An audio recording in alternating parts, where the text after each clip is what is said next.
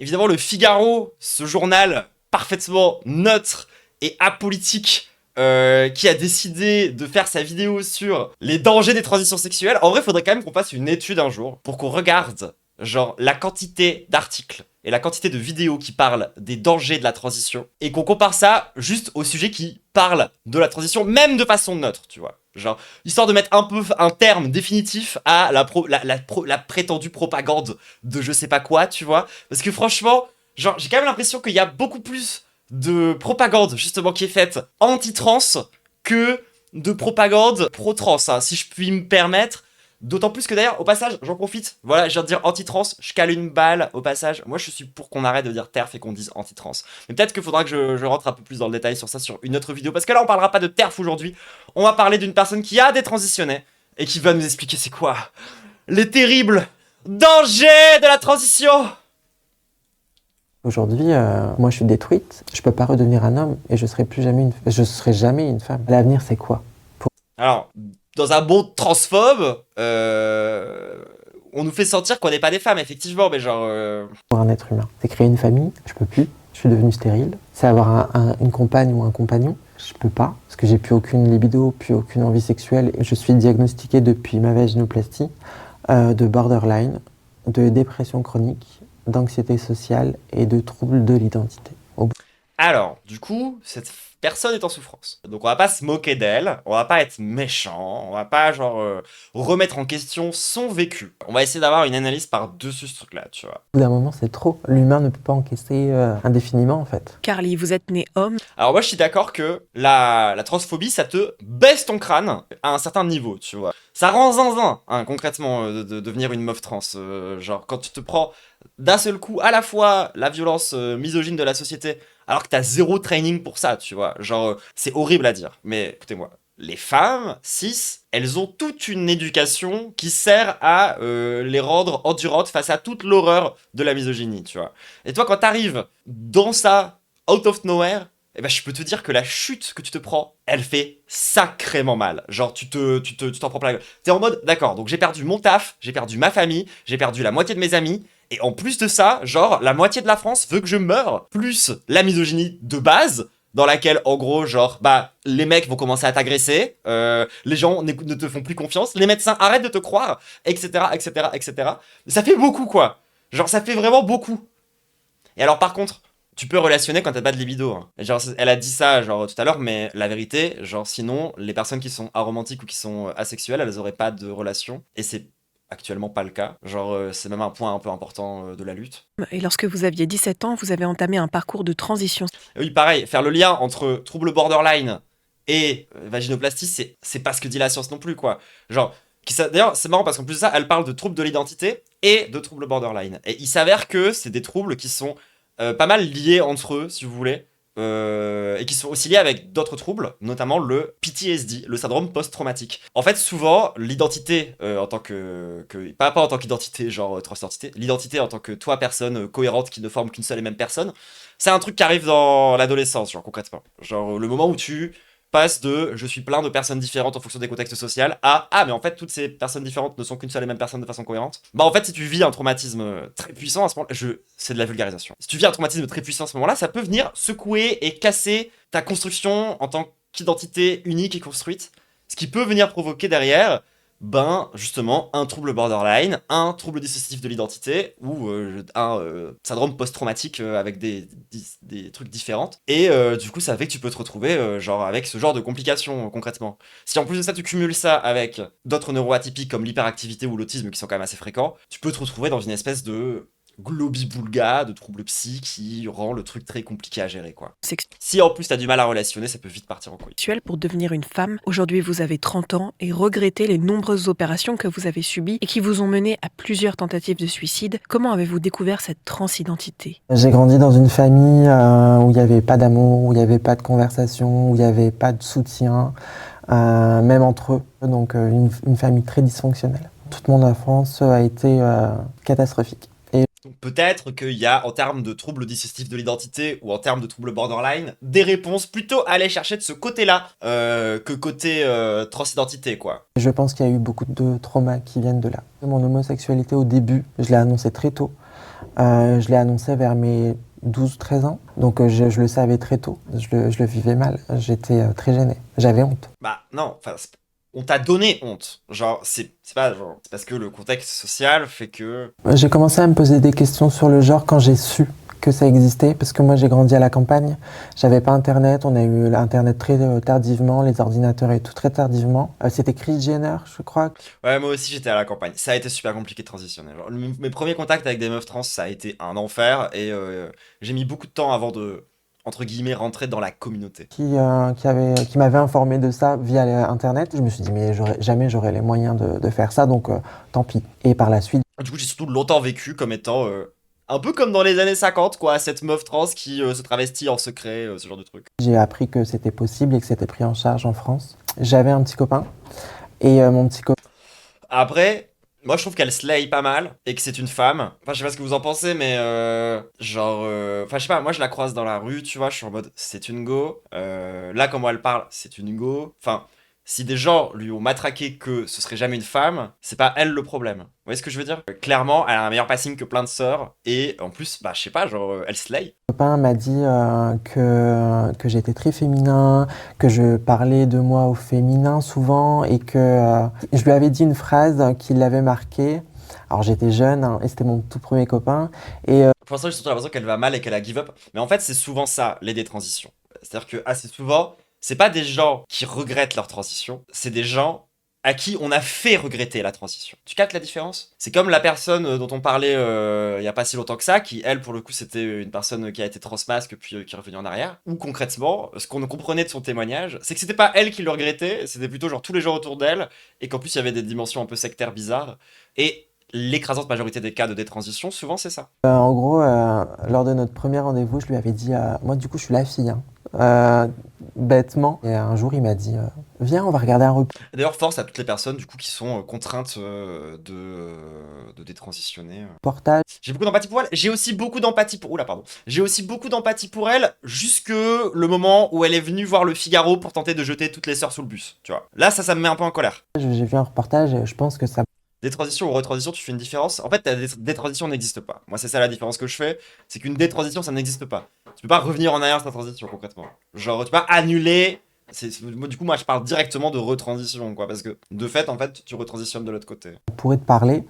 Ça brise le corps sur Insta. Ouais, c'est important d'en parler du coup. Parce que souvent, tu vois, les anti-trans, ils vont nous dire oui, mais vous ignorez le vécu de ces personnes-là. Bah, faut qu'on leur dise que non, tu vois. Et en fait, c'est comme ça que ça a commencé. C'était une évidence pour moi. C'était comme une révélation, en fait. Il y en avait quand même pas mal, même à l'époque. Donc, j'ai regardé pas mal même des films, j'ai regardé des influenceuses, j'ai regardé des reportages et tout. Et en gros, dans les reportages, ils expliquaient comment faire, en fait, le processus. Et donc j'ai commencé à me renseigner sur YouTube et j'ai su qu'en gros il fallait aller au planning familial. Non seulement les détransitions sont très marginales, mais les détransitions des gens qui le regardent sont encore plus négligeables.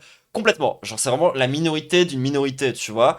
Et la vérité c'est que la plupart des gens qui, genre, arrêtent leur transition ou qui se rendent compte que c'est pas à ça que ça correspondait, les trois quarts de ces gens-là, en fait, genre juste n'ont pas encore commencé à prendre beaucoup d'hormones ou ne se sont pas fait opérer ou ne sont pas allés très loin, tu vois, dans la transition. Donc en général, ça va, tu vois. Genre en vrai, les trans qui ont fait des opérations et qui le regrettent, c'est aussi doublement rare.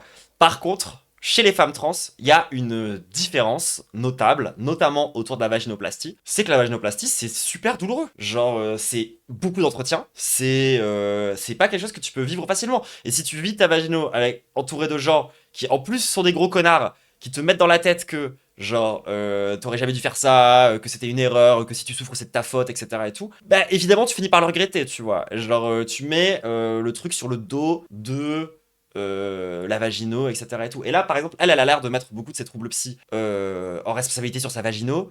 Moi, j'y vois un peu la même chose que les gens qui pensent que le vaccin, ça rend autiste. C'est pas vrai. Genre, c'est juste que quand tu vas chez le médecin pour faire vacciner, bah potentiellement, du coup, c'est là une des premières fois, il y a un médecin qui se pose la question si ton gosse il est autiste, et du coup, peut-être tu peux te faire diagnostiquer autiste au moment du vaccin. Bah, c'est un peu pareil pour les troubles psy, etc. Je suis allé au planning familial et c'est là-bas qu'ils m'ont dirigé vers un endocrinologue. C'est la personne qui s'occupe un peu des hormones, etc., quoi. Il m'explique comment ça se passe les débuts d'une transition. Il me pose quelques questions et il me dit qu'effectivement, d'après lui, je souffre de dysphorie de genre et de transidentité. Je souffre de transidentité. Genre, rien que la façon de le dire est tellement, genre, psychologisante, psychiatrisante, cringe. Genre, tu ne souffres pas de transidentité, d'accord? On te fait souffrir de ta transidentité. Ça, oui, tous les jours, pas de souci. Mais c'est pas la transidentité qui en soi est une souffrance, hein. Et il m'a dit que pour commencer le processus, à l'époque, il y avait 2 ans d'obligation de suivi de psychologue.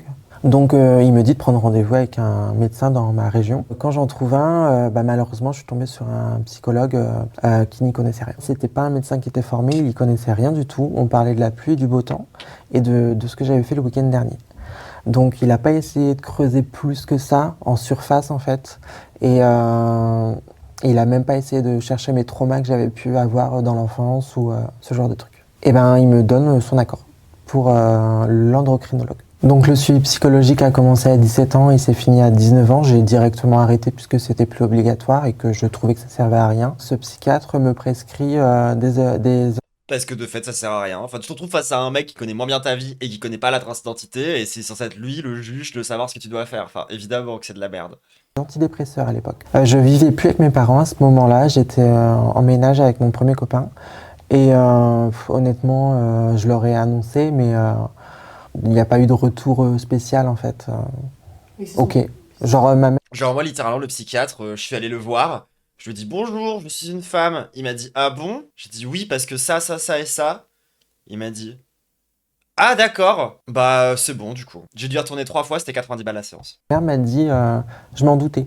En France, la CAF estime que 20 000 à 60 000 personnes se considèrent comme transgenres. Entre 2011 et 2020, le nombre de patients qui ont subi un traitement hormonal et des interventions chirurgicales a triplé. 70% d'entre eux seraient âgés de 18 à 35 ans. L'assurance maladie, qui prend en charge financièrement les soins liés à la transidentité Oui, en effet, le Figaro, il y a de plus en plus de gens qui transitionnent parce que maintenant, c'est de plus en plus accepté. Même si c'est encore très très très compliqué. depuis 2010, recense quant à elle un peu moins de 9 000 individus pris en charge pour transidentité en 2020. Avez-vous rencontré Ce qui est que dalle, hein.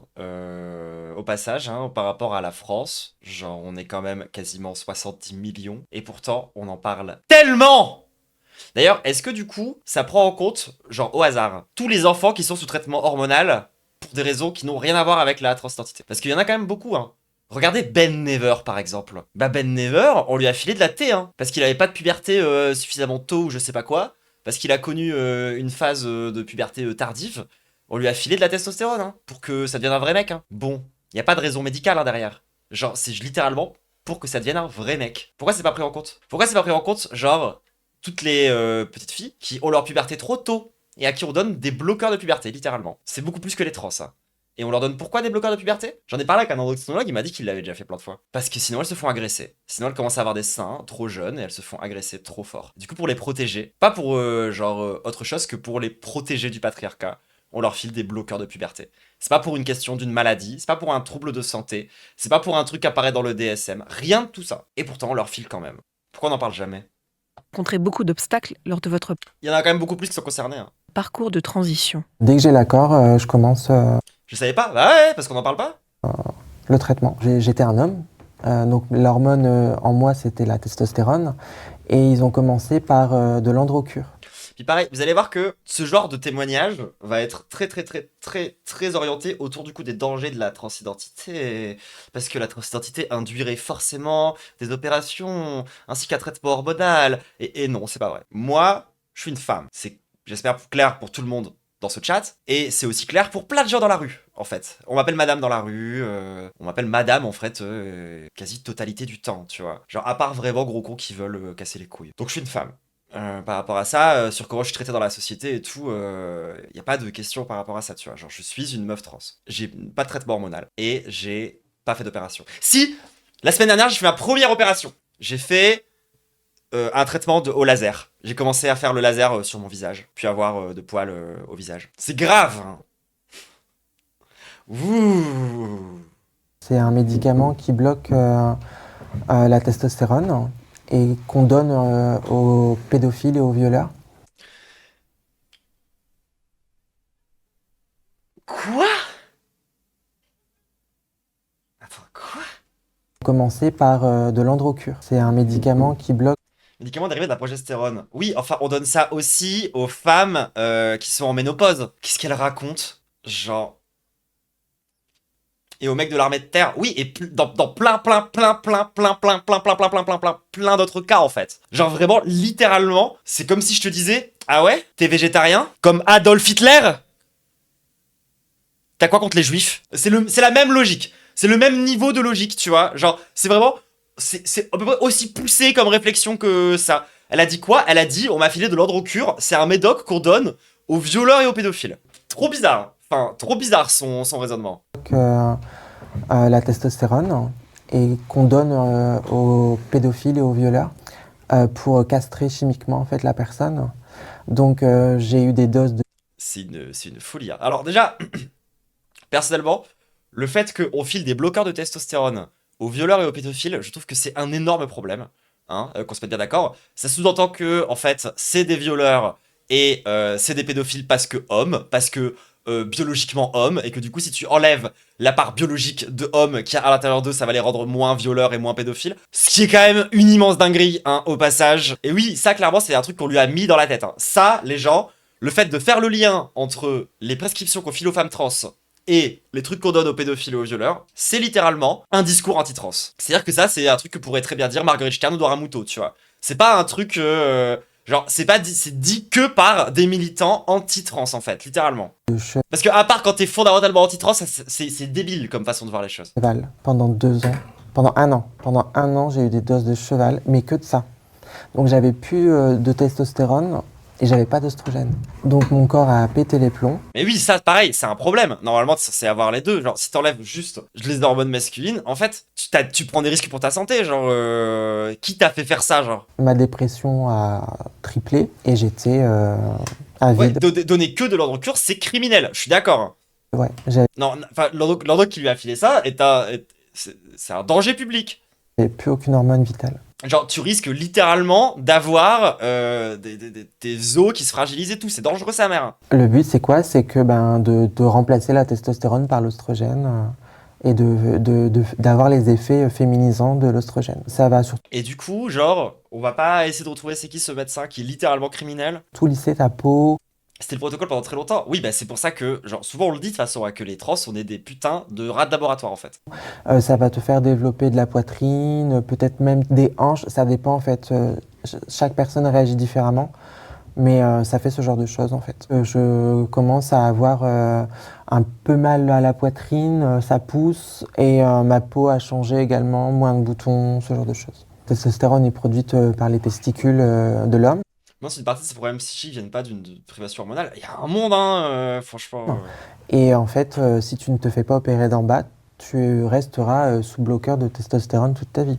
Je continue ce parcours d'hormones et au bout d'un moment, Genre, attends, mais si on lui a fait faire n'importe quoi avec ses hormones, genre, faut pas s'étonner si derrière elle a un rapport compliqué à ça, quoi. l'endocrinologue me dit qu'il a un confrère à lui dans le même hôpital pour m'opérer de la poitrine. C'est la suite logique en fait. Il y a un parcours. Je dis oui. Alors non, il n'y a pas un parcours. Ça, je suis désolé, mais pareil, c'est un truc qui est complètement faux. Enfin, personne dit ça chez les trans. On dit l'inverse de ça. On dit on a tout notre parcours, ils sont tous différents et on fait pas tous les mêmes trucs. Genre moi, je pense pas que je vais me faire opérer de la poitrine. Je pense pas non plus que je vais me faire une vagino. C'est pas obligatoire en fait. C'est pas y a pas c'est pas un jeu de loi où en fait il faut réussir à aller jusqu'au bout en passant par chaque case forcément obligatoire. C'est bizarre d'avoir cette vision-là des choses. Ça, c'est ce que pensent les transphobes, plutôt. Parce que les hormones, moi, ne m'ont pas donné assez. En tout cas, j'estimais que c'était pas assez. Par de la Sofect, je pense que c'est très possible. Et du coup, j'accepte la première opération. J'avais hâte, j'étais très heureuse. Clairement, c'était un idéal. J'avançais dans mon objectif de vie. Ce chirurgien prend contact avec moi. Ouais, je pense. Et m'explique que du coup, lui, il est chirurgien reconstructeur pour les cancers des seins. Donc, que je vais pas avoir une opération mammaire classique. Il va m'opérer. Parce que la Sofect, honnêtement, je suis pas bien sûr de savoir ce que c'est. Parce que c'est quand même des trucs plus qui concernaient les gens avant moi. Mais c'est concrètement une espèce d'institution médicale, si j'ai bien compris, qui servait concrètement à s'occuper des trucs par rapport à la transition. Mais ça a surtout provoqué beaucoup de maltraitance médicale et ça a été un vrai truc infernal.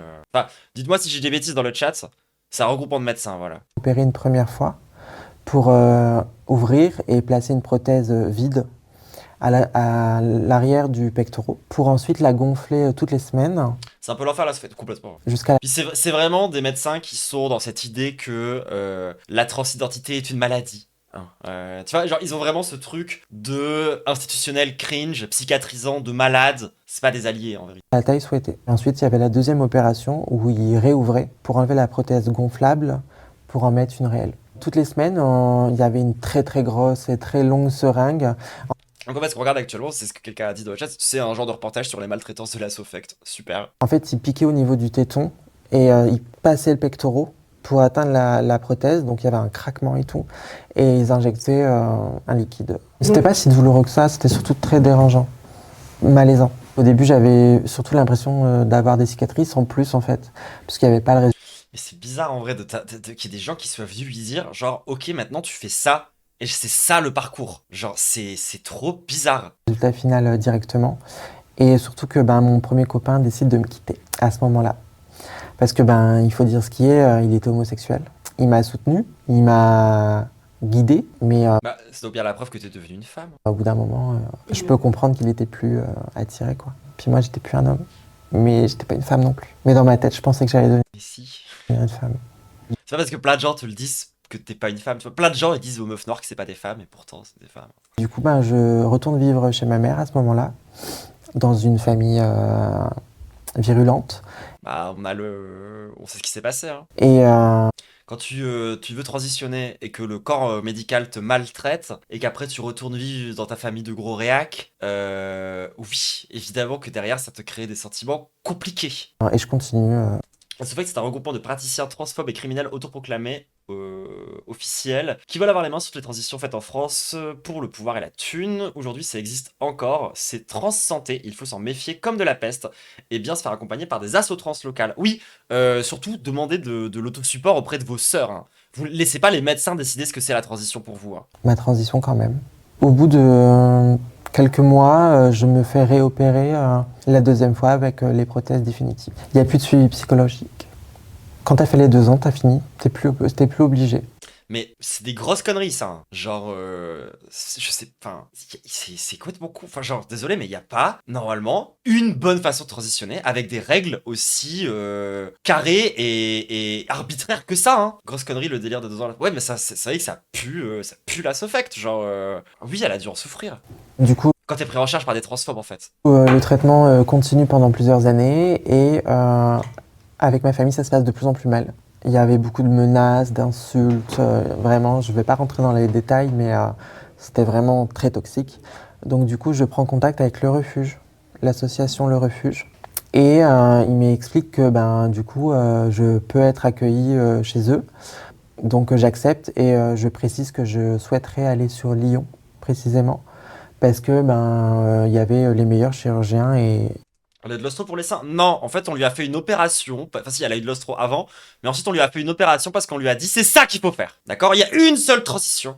Et c'est ça qu'il faut faire. Et t'es obligé, en fait, de te faire opérer. Genre, c'est trop bizarre. Et on lui a dit d'ailleurs, il y a que 2 heures de psy. Après, c'est tout, t'as plus besoin. L'équipe Le refuge, il y a aussi des problèmes? Oui. officielle, Oui. Mais ça en fait, c'est ambigu, le refuge. Quoi, parce qu'il y a des énormes problèmes. Et en même temps, il y a des gens qui savent vraiment sauver la vie. pour les trans en France. Les années Ah, puis pareil, si elle a déménagé à Lyon en tant que meuf trans, à l'aide. passent, les hormones continuent et je passe à la chirurgie suivante, qui est la féminisation faciale. Le chirurgien va féminiser ton visage Ça, pareil, c'est pas obligatoire. Genre, désolé. avec plusieurs opérations. Elle a le pire parcours possible, franchement, oui. Genre, elle a vraiment maxé toutes les stats de violence médicale, de violence familiale, de haine de soi et de terrain fertile pour les troubles psy, genre. Elle a tout maxé toutes les stats. Évidemment qu'elle doit être en souffrance, tu vois, genre... Les 2 obligatoires, Si en plus, les 2 trucs pro-trans où elle a été, c'est la Sofect et le refuge, force Maros. sont surtout l'augmentation mammaire et la vaginoplastie. Mais il y en a plein d'autres. La pomme d'Adam, la féminisation faciale, Ouais, ça, la pomme d'Adam, peut-être je me laisserai tenter un jour. le BBL, pour avoir plus de fesses et de hanches, le BBL. Beaucoup de personnes trans C'est décommandé le BBL. Enfin, moi je vous le dis, en termes de réduction des risques, en tant que meuf trans, c'est pas recommandé le Brazilian butt lift. C'est une opération qui est dangereuse. C'est genre. C'est pas une opération trans à la base. Genre, what the fuck? BBL, c'est pour Brazilian Butt Lift. C'est l'opération de chirurgie esthétique qui a permis aux Kardashians d'avoir un énorme cul. Et ensuite, elles se le sont fait enlever parce que c'est trop dangereux pour leur santé. Et c'est le cas de plein de gens qui se sont fait un Brazilian Butt Lift. Pour les femmes, si c'est déconseillé. Oui, c'est juste une opération de chirurgie esthétique qui est juste dangereuse et déconseillée. Qui lui a dit tu n'es pas trans si tu ne fais pas un BBL, genre? Sérieusement, c'est un enfer, genre enfin, je suis tombé sur des médecins comme ça, ah mais de fou, hein. Ils font ces opérations, mais pas toutes. J'arrive dans la salle d'attente du chirurgien. Ben, je me rends compte que effectivement, c'est un chirurgien spécialisé chez les trans, parce que dans la file d'attente, il y avait vraiment beaucoup de femmes trans dans la salle d'attente. Déformées par les chirurgies, certaines, pas toutes, mais certaines vraiment des chirurgies. Ça, c'est vraiment genre purement transphobe et c'est de la haine de soi qu'elle projette sur les autres. Genre vraiment, enfin, wesh, slow down, genre c'est pas la peine de jeter tes sorts sous le bus en disant qu'elles sont déformées, genre, enfin, à l'aide. Désolé, mais ça me choque de fou, enfin. Et en plus, elle est giga belle, mais oui, elle est belle. À outrance en fait. Et je commence à avoir peur, mais je me dis que bon, je vais faire le rendez-vous quand même. J'arrive dans la salle, dans le bureau du chirurgien. Pareil, la FFS, la chirurgie faciale, c'est pas obligatoire. Moi, je ne vais pas en faire. Du coup, je lui explique que moi, je veux féminiser mon visage, mais je veux que ce soit très naturel.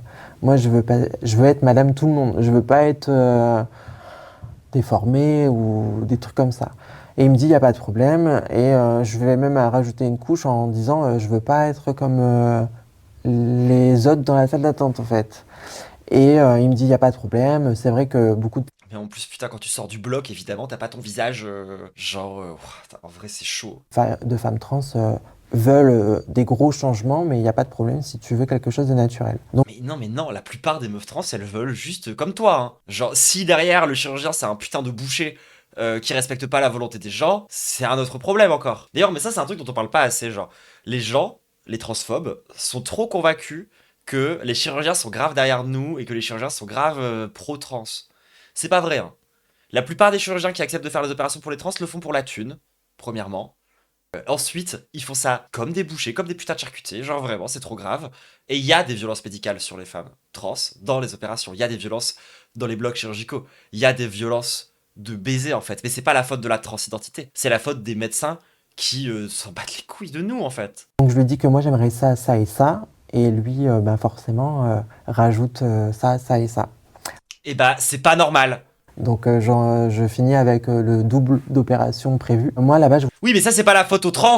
C'est la faute à ton putain de médecin super violent, genre. voulais faire mon nez et les pommettes. Quelque chose de très soft. Et genre, ça s'appelle des violences médicales. Si tu vas voir un médecin, un chirurgien esthétique, même quand t'es une personne cis, et qui te fait ce genre de dinguerie, juste, normalement, t'es censé pouvoir porter plainte, en fait. Genre, c'est pas normal, enfin, genre... Encore une fois, le problème, c'est pas la propagande, je sais pas quoi, hein.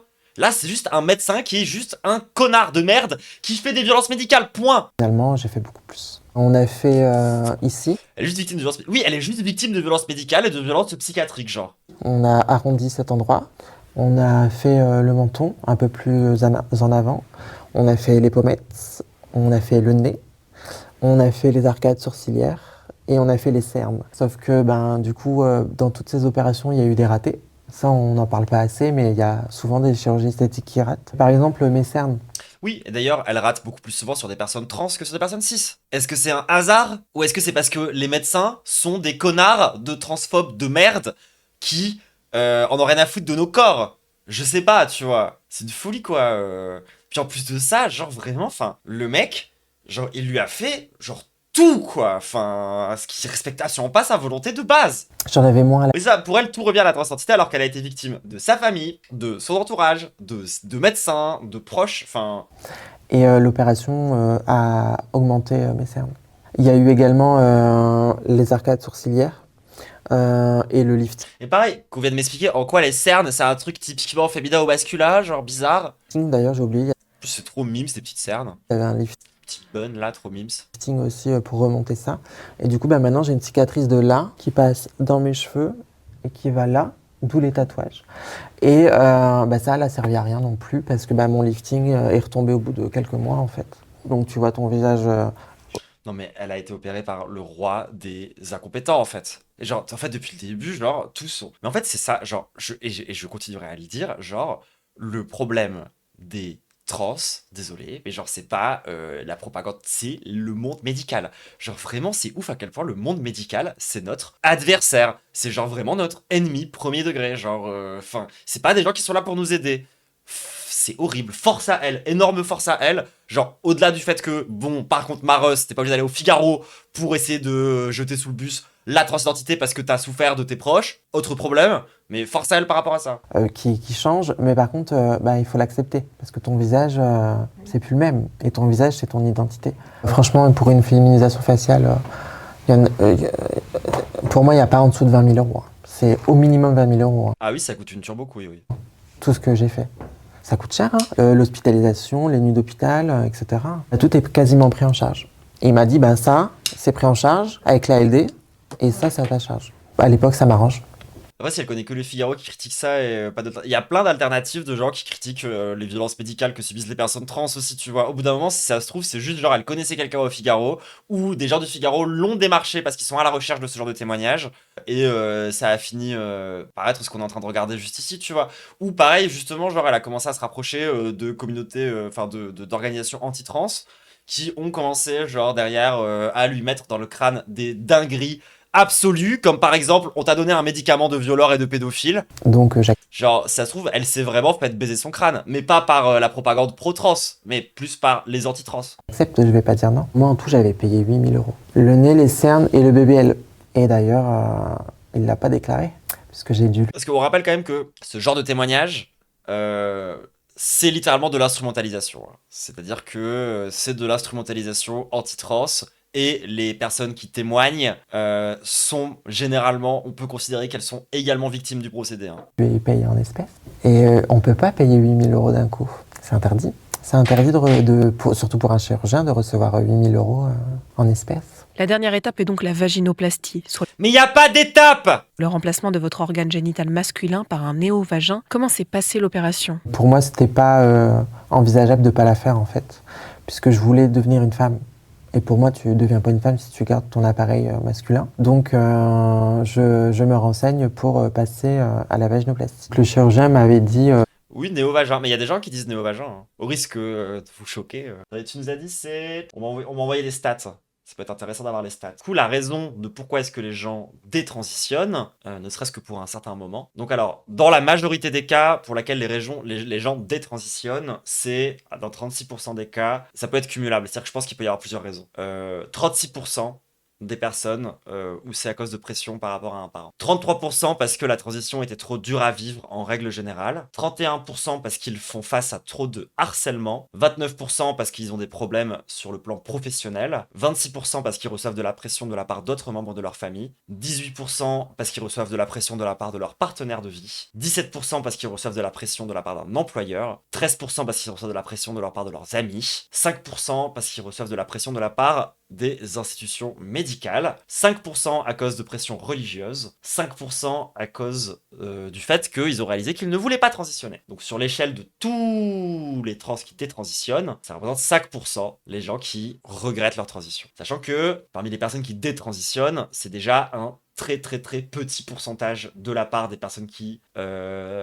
détransitionnent, quoi, je veux dire. Enfin, ensuite, donc du coup, après, on a quand même d'autres raisons un peu minoritaires. 4% parce que la transition initiale n'était pas vers le bon genre, donc c'est des gens qui généralement redeviennent non-binaires, plutôt, enfin dans ces eaux-là, quoi. 3% pour des raisons financières, 2% dans des raisons médicales, et ensuite il y a d'autres raisons qui sont pas listées.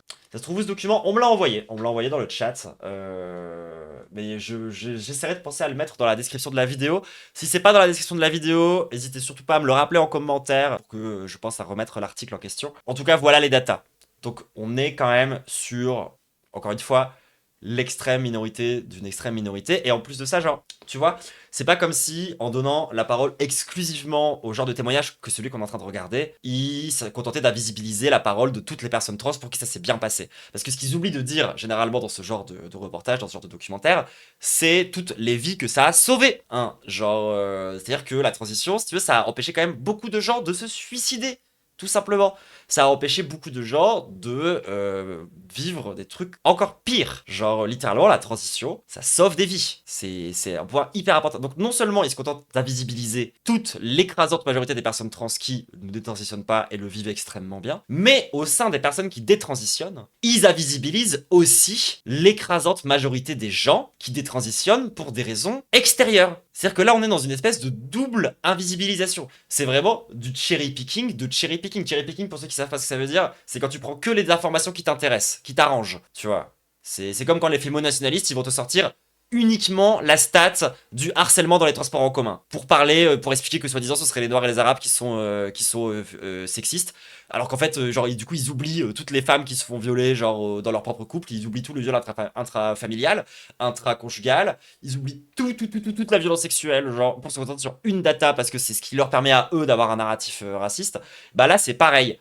C'est genre une façon de prendre genre juste une information dans un cas hyper minoritaire pour dire que voilà, ça nourrit bien mon narratif transphobe, donc je vais le mettre en avant. Et c'est ce qui se passe. Pour me vendre et me rassurer que les Tu sais, c'est comme inviter les apostats pour parler d'islam. gynécologues n'y voient pas en fait de différence. Et il m'avait dit également qu'il avait des patientes mariées avec des hommes hétéros et que les hommes hétéros n'étaient pas au courant. Donc on m'annonce que maintenant il y a 5 ans. Tu peux pas cacher, hein. Enfin genre... peut-être le coup d'un soir, peut-être, mais genre vivre en relation sur le long terme avec quelqu'un qui est trans sans s'en rendre compte, soit faut être très con et jamais avoir demandé la moindre photo du passé, ou genre ne jamais avoir rencontré ne serait-ce qu'un membre de la famille, parce que genre même si tu t'es fait opérer, même si t'es sous hormones depuis 10 ans, hein, y a toujours un cousin qui va te mégenrer, hein. Il y a toujours une personne dans ta famille qui va t'appeler par ton ancien prénom, genre c'est un enfer. Bizarre, hein. Et pareil, la chirurgie, genre, il y a quand même de... Oui, bah elle parle de ceux qui ont une vaginaux, oui, mais je te dis que des gens qui ont des vaginaux, ils se font mégenrer par leur famille à 24 ans. Et puis, quand bien même, enfin, c'est... Après la vaginaux, il y a quand même encore des différences, hein. En attente. Et qu'avant d'entamer ces 5 ans d'attente, ben, il faut être inscrit sur la liste d'attente. Mais pour Genre cela... ça pareil, on dirait vraiment une panique anti-trans. Le fait de dire, genre, imaginez, si ça se trouve, votre femme était un homme avant, et vous n'êtes même pas au courant. Peut-être même que vous êtes en couple avec quelqu'un qui vous cache qu'elle a eu une bite. Et ça, ce serait très très grave parce que vous êtes hétérosexuel. Et que les hommes hétéros, je veux dire, n'aiment pas la bite. C'est bien connu. Alors que les femmes trans se cachent parmi nous.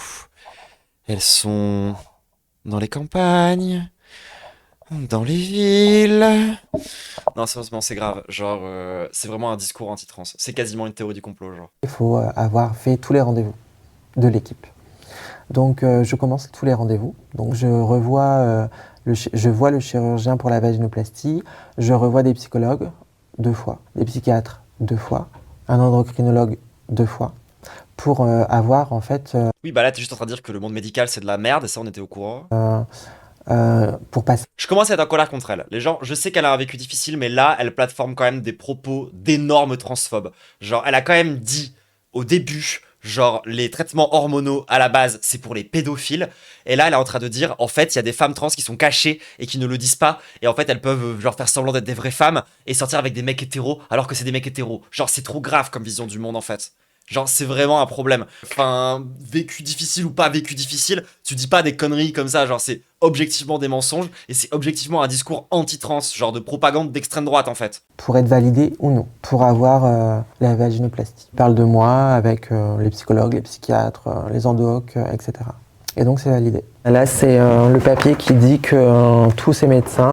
Mais putain, en fait, transitionner, c'est pas juste médical. Genre, ça m'énerve. Vraiment, genre, toute la vision entière de ce reportage tourne exclusivement autour de la question médicale.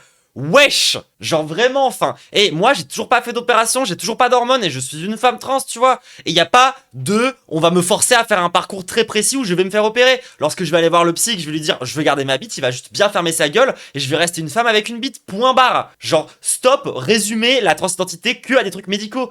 Pourquoi? Parce que c'est pas une putain de maladie, en fait. M'accepte dans l'équipe officielle du Grétis pour une transition qui me diagnostique d'un transsexualisme. L'évolution psychiatrique a mis en évidence l'existence d'un transsexualisme ancien avec le ressenti depuis le plus jeune âge. C'est la première, la plus grosse première équipe médicale en France qui s'appelle le Grétis. À l'époque, il y avait qu'elle. Maintenant, il y en a dans toutes les grandes villes de France. Ils font que ça. C'est une industrie. Moi, je peux le dire avec le recul. Mais en fait, oui, si t'es passé par, genre, la Sofect, c'est une industrie, c'est des connards et c'est des manipulateurs et c'est des transphobes et c'est des gens qui veulent se faire un billet, oui. Genre, transsexualisme, déjà, genre, le terme est même plus dans le DSM, quoi, nique ta mère.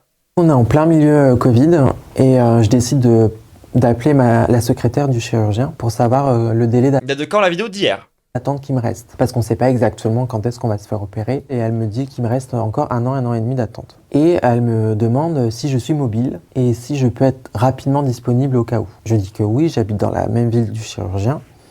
Donc elle me dit, vous pouvez venir cet après-midi. Du coup, je viens l'après-midi même. On dirait une vidéo de 2015. Oui. Alors qu'il me reste 1 an et demi d'attente. Et elle me dit, vous pouvez vous Après, bienvenue dans le monde merveilleux du Figaro, hein. faire opérer dans 15 jours. Est-ce que ça vous va? Est-ce que c'est OK pour vous?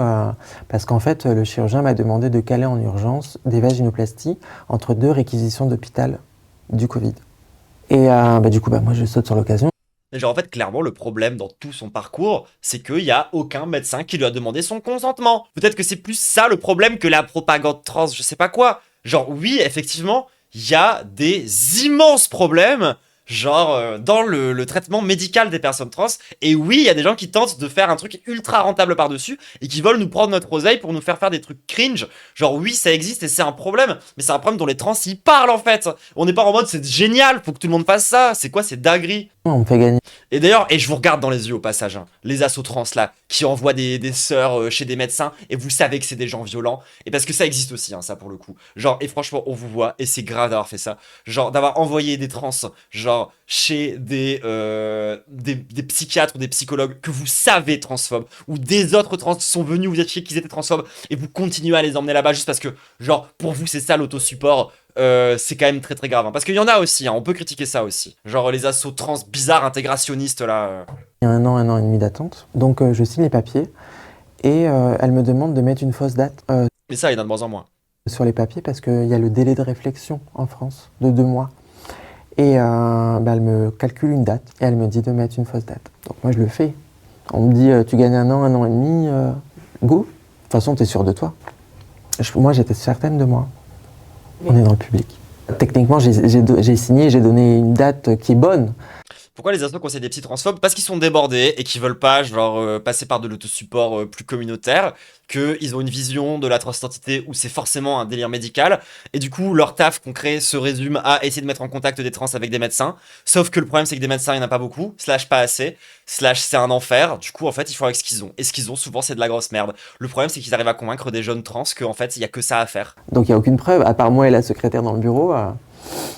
Une vaginoplastie, me semble, c'est entre 4 et 8 heures. Il me prévient que j'aurai pas d'utérus, j'aurai pas mes règles et je pourrais pas avoir d'enfant, que je serai stérile. Mais il me Bah oui. dit que, comme plein d'autres femmes biologiques en fait, il y a plein d'autres femmes biologiques Oui, moi je connais des meufs, elles sont stériles, point. qui peuvent pas avoir d'enfants, qui n'ont pas leurs règles, etc. Déjà, femme biologique, ça veut rien dire, genre ça n'existe pas. Donc, Genre, tu sais, quand tu parles d'une femelle chien, tu dis pas c'est une femme chien, par exemple. Genre, c'est bizarre. moi j'accepte et let's go. Lui il te dit qu'il va te créer un néo-vagin. C'est en gros une copie d'un vagin qui crée à la base de ton pénis. Avec ton pénis, en fait, il le découpe, il prend des morceaux, il reconstruit un vagin, un néo-vagin avec ton pénis. C'est un trou qui est à l'intérieur de toi, une plaie. Oh, discours anti-trans, discours transphobe. Genre, tu veux que je te dise la quantité d'opérations qui sont littéralement exactement ça et qui posent de problème à personne. Genre, et il y a des gens, ils ont un trou dans la gorge parce que sinon ils peuvent plus respirer. Du coup, c'est quoi? C'est une plaie béante et il faut arrêter de les opérer? Comment ça marche? Genre, c'est quoi ça? Une plaie béante. Il a voulu m'expliquer comment. J'ai dit non, parce que ça me dégoûtait. J'ai eu des amis qui m'ont envoyé des vidéos YouTube où on voit l'opération en elle-même, carrément. J'ai pas regardé.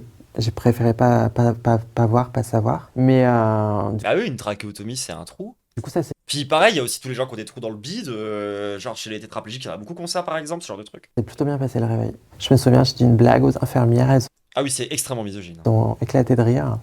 Je les ai regardées, j'ai dit moi aussi j'ai un vagin, les filles. Mais j'étais contente, j'étais shootée aussi. Par contre, le vrai réveil dans ma chambre Là, j'ai eu beaucoup de douleurs. Ça a été très douloureux pendant une semaine parce que Et si en plus c'est des médecins qui sont aussi talentueux que ceux qui se sont occupés de ces autres opérations qui ont fait ça, genre à l'aide. pendant une semaine, tu as un conformateur à l'intérieur. C'est ni plus ni moins qu'un préservatif rempli de compresses, mais de manière à ce qu'il soit très dur. Et en fait, c'est pour tenir les parois pendant une semaine, en fait. Le temps que les bases se soudent, en fait. Oui, c'est un peu comme un piercing, quoi. Genre, il faut que tu mettes un truc, sinon ça se roule. C'est très douloureux parce que dès Et oui, c'est extrêmement douloureux. qu'il me l'enlève, les 3 quarts de mes douleurs s'en vont avec. Et moi, c'est une des raisons aussi pour lesquelles je ferai jamais de vaginoplastie. Voilà, j'ai vécu 1 an et demi avec des coliques néphrétiques, c'est bon, j'ai assez douillé. Quelques heures après mon opération, tout change. Je suis passée de très heureuse à je regrette, je pleure, je déprime et je me dis que bon, bah si ça change pas, je me suicide quand je rentre chez moi.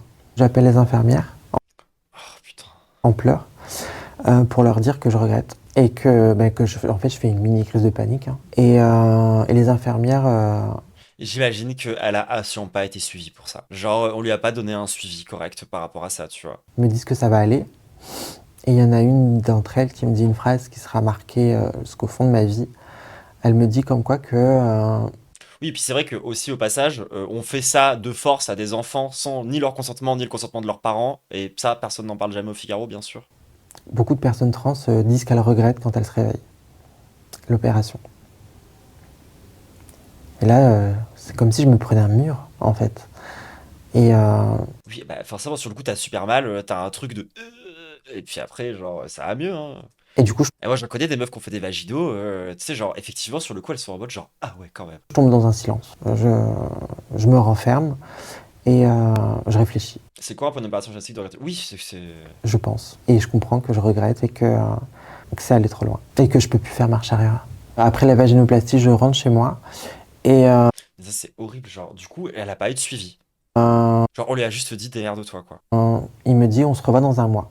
Donc pendant un mois, je dois Putain, y a ta patiente suicidaire qui vient te dire ça, et tu la laisses 1 mois comme ça, genre, macérer dans... Oh là là. faire les Non, mais encore une fois, le problème, c'est pas la propagande, je sais pas quoi, là, le problème, c'est les médecins, hein.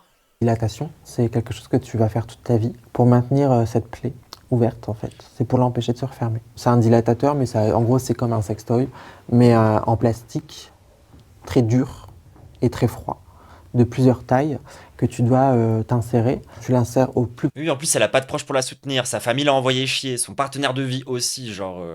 Tu m'étonnes qu'elle a fait une dépression, genre. profond possible et tu le maintiens pendant, au début, c'était 4 heures par jour.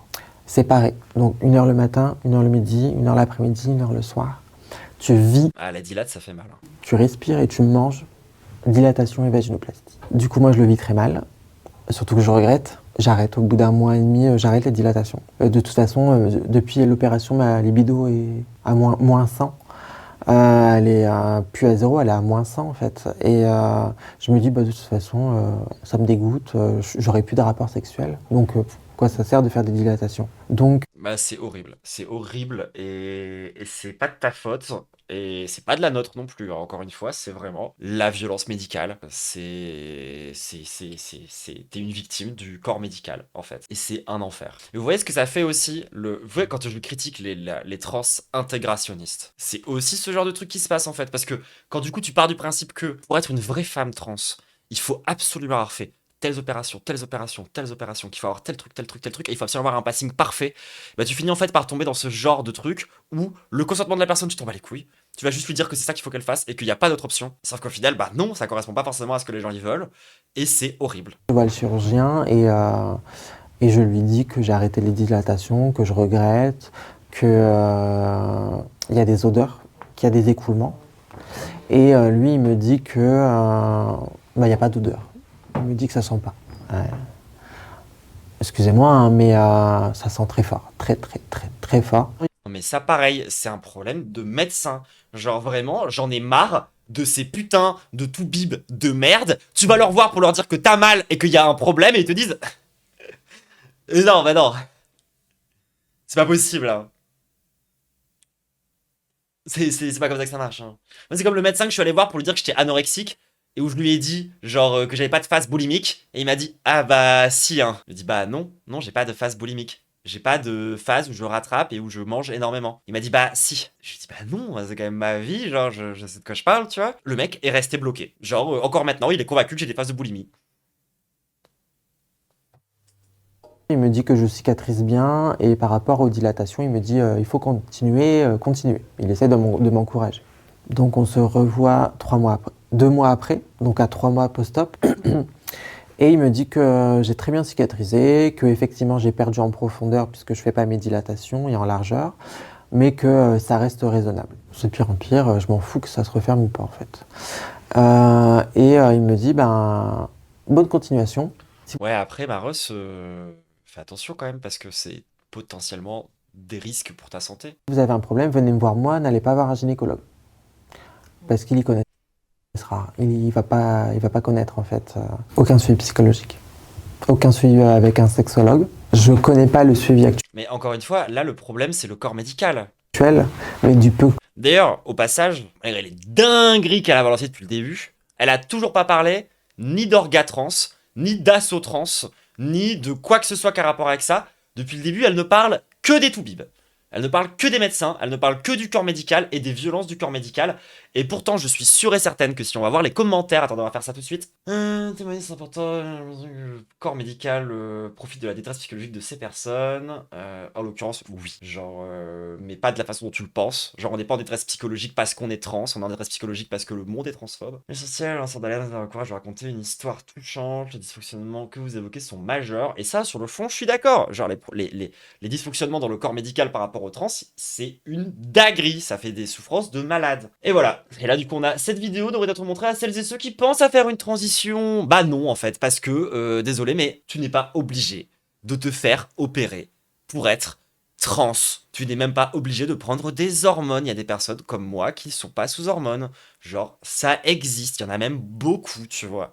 Genre, il n'y a pas un parcours. Il n'y a pas une seule façon de faire. Il n'y a pas... Ça marche pas comme ça en fait. Question 1 ou une gynéco, c'est pas comment faire avec une vaginoplastie. En vrai, tu peux lui demander de s'informer et genre tu peux te... Enfin en fait, mais ça c'est vrai pour quasiment tout. Genre, moi par exemple, en ce moment je suis en train de faire des tests pour savoir si je suis pas peut-être intersexe. Parce que je me pose la question. Genre j'ai pas vraiment eu de grosse... Enfin j'ai pas vraiment eu de puberté. Et du coup faut que je fasse des tests. La vérité, je suis allé voir mon endoc. Un mec très bien. Vraiment, c'est rare que je puisse dire ça sur un endoc parce que vraiment les endocs, un PB. Mais en l'occurrence, lui, il était bien, tu vois. Et genre, du coup, je lui ai commencé à lui poser des questions par rapport au test pour l'intersexuation. Il y connaissait rien. Genre, vraiment, il n'y connaissait rien. C'est-à-dire que pour lui, déjà, intersexuation égale, genre, caractère sexuel, en l'occurrence, partie génitale déformée, ou je sais pas quoi. Ce qui est faux. Genre, en fait, tu peux pas résumer l'intersexuation à juste, genre, t'as tes organes génitaux quand t'es bébé qui sont bizarres. C'est beaucoup plus compliqué que ça. Genre, avoir un retard de croissance, c'est une forme d'intersexuation. Hermaphrodite, merci. Je devrais savoir, en plus, c'est Hermès et Aphrodite réunis, c'est facile. C'est pas que ça, en fait, l'intersexuation, tu vois. Genre, il y a aussi des questions hormonales. Genre, par exemple, si t'as des chromosomes XY ou XX, mais que, par exemple, tu vois, genre, t'as des chromosomes XY. Donc, a priori, le binôme de chromosomes qui dit mec. Mais que, genre, dans ton corps, pour une raison qui n'a rien à voir, tes récepteurs de testostérone n'existent pas.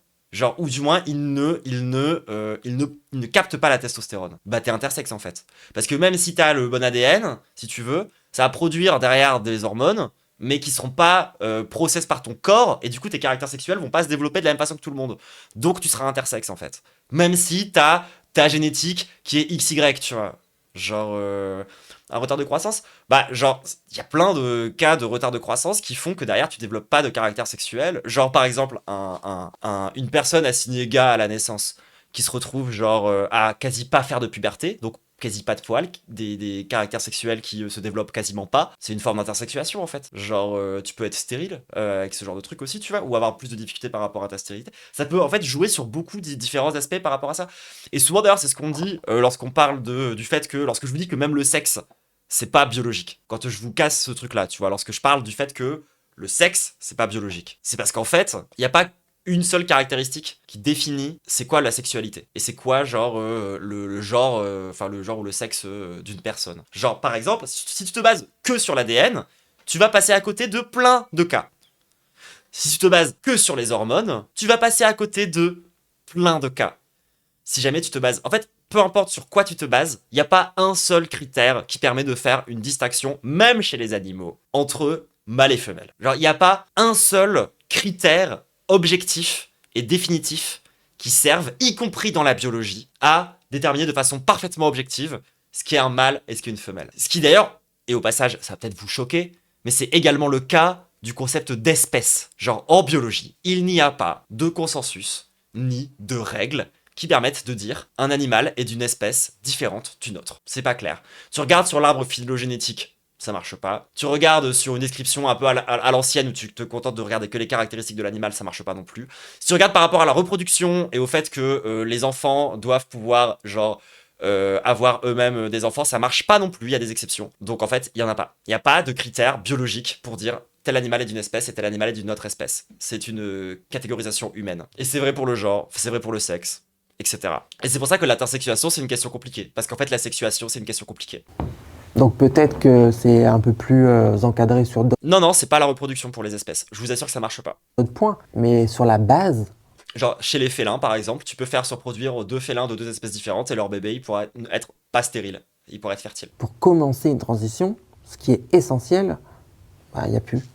Et je rajouterais également que maintenant, c'est devenu tellement simple de commencer une transition. Voilà, donc lorsque les gens viennent vous dire, c'est simple, mâle et femelle, c'est biologique, alors que homme et femme, le genre, c'est social, c'est faux. Le sexe aussi est social. Et c'est pour ça qu'on dit que le sexe, c'est du genre.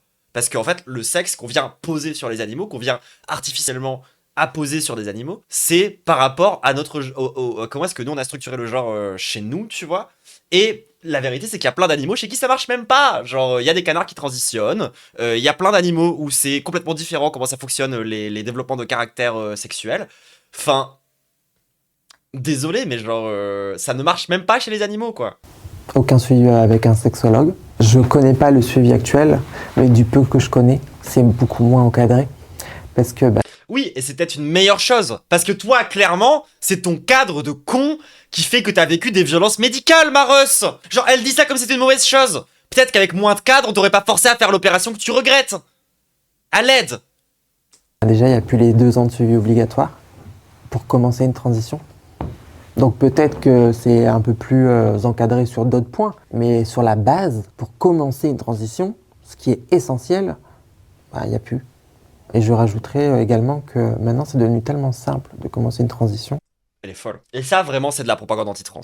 C'est pas simple de commencer une transition. Stop avec ça. Genre, désolé, mais nous, à l'organe de solidarité trans, tous les jours, on en a des cas de personnes qui veulent transitionner. Tous les jours, on se retrouve face à des difficultés. Et genre, on est au contact littéral du terrain. Et non, ce n'est pas facile de transitionner. Stop avec ce discours de dégénéré, d'accord? C'est pas facile. Que mon voisin, Pierre-Henri, qui veut commencer une transition, Genre, elle est littéralement en train de dire, de toute façon, moi, j'y connais rien.